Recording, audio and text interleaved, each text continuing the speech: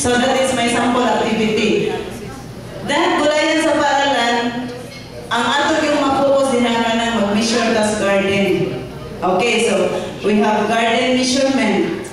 In garden measurement, kung matudlo ka na sa math, imo yun na siyang dad-on sa garden, no? Dili ka mag-drawing sa blackboard, nga imo lang pag-una-una na bata, mao ni ang garden, mao ni sukod.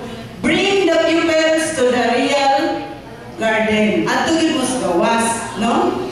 Then, imo siyang patanahon, imo siyang expose ang bata sa mga plants sa garden. Kamu duha, magkuan mo, tandi mo diha, sugda, magsugod na, pila ka metros, no? Real exposure of the child makes learning meaningful. No, naagyoy learning ang bata. Mahabilin sa iyang muna ang tinuod nga iyang nakita. Diba? Okay. Another is soil mixture. O magkuantas yuta, bilang sa atong box, galing seed box. No? I-mix ba na ito ang soil para atong tamnan. No? So, pila katakos ang loam, pila katakos ang isagod na ito sa kanang seed box, no? Diba? Loam and clay has different measurement. No? Magkuanta. Tanom. Another is soil sterilization. Another is sowing of seeds. No? Ano na nato makita? Ato na siyang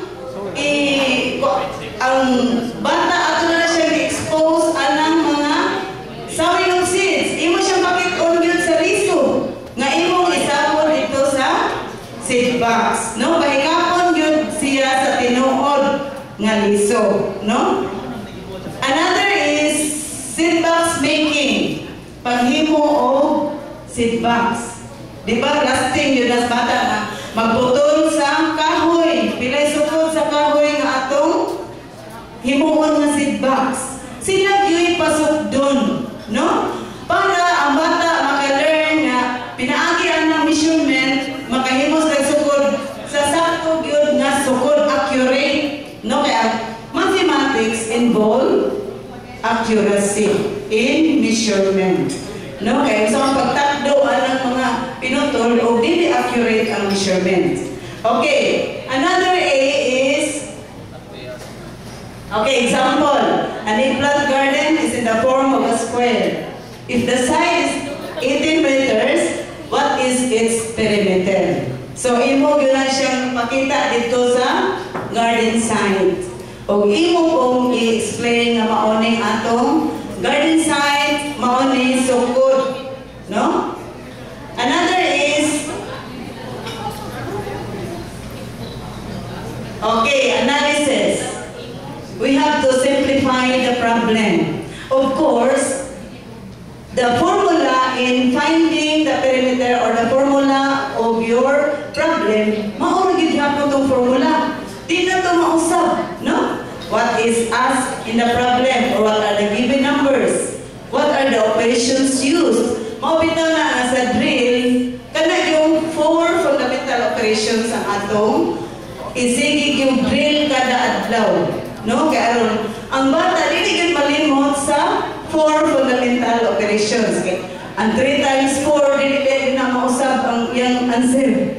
No? 12, dili na himong 7. So, every day, that is the drill, the 4 fundamental operations. Aron ang bata verse yun siya anang ikuan 4 fundamental operations. Kaya in problem solving, all the operations are used. No? So, what are the operations used? What is the mathematical sentence? And what is the answer? Then, okay, perimeter of a square. Since it has 4 equal sides, we simply add the 4 sides. So the formula, and we have also, okay, the child will arrive at the correct answer. Okay, next is abstraction. In abstraction, based on the measurements of my vegetable garden, I planted and produce more eggplants, more ampalaya, upo, string beans, and others based on the calendar for planting. So, EPP has a calendar for planting. Diba? Naman tayong calendar, no? What months or what vegetables are suited for that particular month. Okay, so based on that abstraction, I will show to you the table. Okay, so planting calendar with vegetable, month, per kilo or kilos harvested, and the sales. So ang bata, may bawang na siya kung saan na eggplant, pila ka kilo ang harvest niya. Then imo pong butangan o tagpila ang kilo. So naturally, the pupils learn how to get the sales. No, may bawang siya. Ang palaya, upo, string beans, tomato. So nanay yung knowledge ang bata. No? Another is, okay, this is the presentation of the gulayan sa paaralan.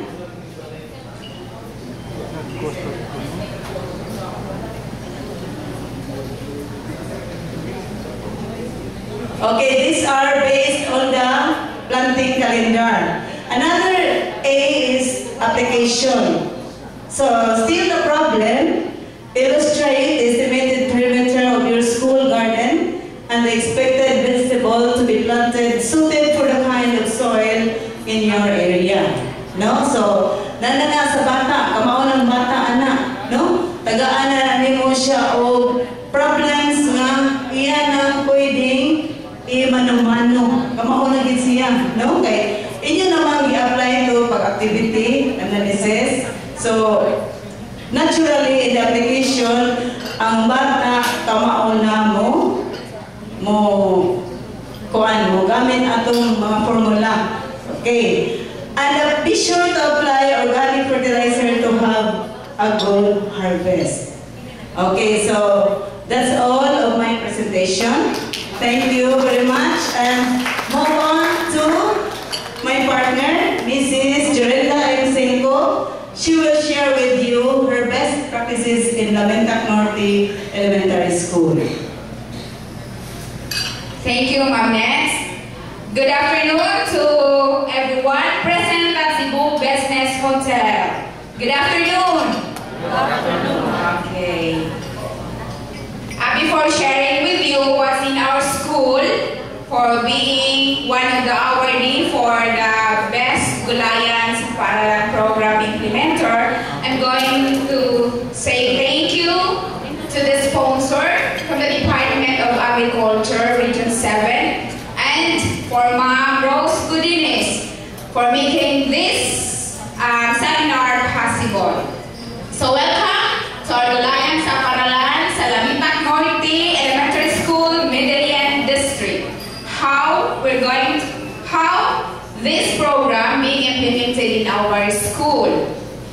First, what we did is advocacy, meaning we let the parents understand what is Gulayan sa Paaralan program. So, information dissemination during PTA assemblies, PTA meetings, home road meetings, akong ipasabot. Kauban sa mga teachers, especially the healthy EPP coordinator, nga unsa jud ang Gulayan sa Paaralan program and why it should be implemented. Na ipasabot sa mga parents nga doon na ang pag-implementar ng GPP or Gulayan sa Paaralan program has a legal basis based sa Executive Order number 26 signed by our President Aquino. So, first, after educating the parents, after dissemination sa unsa importante ang Gulayan, in our school, we have to organize the different committees. So, diha sa eskwelahan mag-organize may different committees na dunay specific functions and responsibilities. So diha sa garden sa pag-implementar sa gulayan sa paaralan. So ang chairman nila sa kada committee, teacher, nga tandiman o PTA officials and pupils. Nga tagana na po sila og area sa garden. Nga kanir ma'am, mao ni inyo sa kindergarten ba ni grade 1. Nga gaan mo og specific nga tanong na inyo itanong niya. Providean ko na sila sa ilang mga needs. Nga magkuhaon ng mga resources, mga funds, pinagisad sa pagtab sa mga mayong tao diha sa atong community. Then, so we did identify active and supportive stakeholders. So doon namin tayo mga mayong kinaiya diha sa atong mga mayong tao diha sa atong community. Kinsa man na? Kinsa man kita masuporta nato? NGO, the barangay officials, the PTA officials. Yeah. The alumni, yes. Itong mga successful alumni sa mga tuanan sa abroad, muhatag. Yes, sir. Thank you. Na-adjud mi ana experience na gitagaan mi sa alumni diha na pagpa-develop lang sa mo ang pag-implementar aning gulayan sa parallel program. Then, we have to involve parents. So, parents' involvement in the implementation of the program. Importante kay na. Ingano, if you don't involve your parents, mga suko na. Right? Oh, masuko na kung sige magpadaka. Oh, kung saan ka pada? Una, manure. Sa pwede yung ipaga? Kawayan kay himuong tradises sa atong kuhan. Mga tanong. Alam mo, wami magpadagtanong kay kanang gitagaan kami o mga seedlings, mamalit sa big seedlings niya. Gagawin sa DA. So, itaplang na sila kay hatag na sila. Nga, ang katong mga plastic food, mga plastic sa among nursery katong para sa seedlings, ngayon pagmit sa Pedro. So, ina na ba? Tapping the resources around. Yeah. So, involved dun ang parents. Importante yung involvement. Diba sa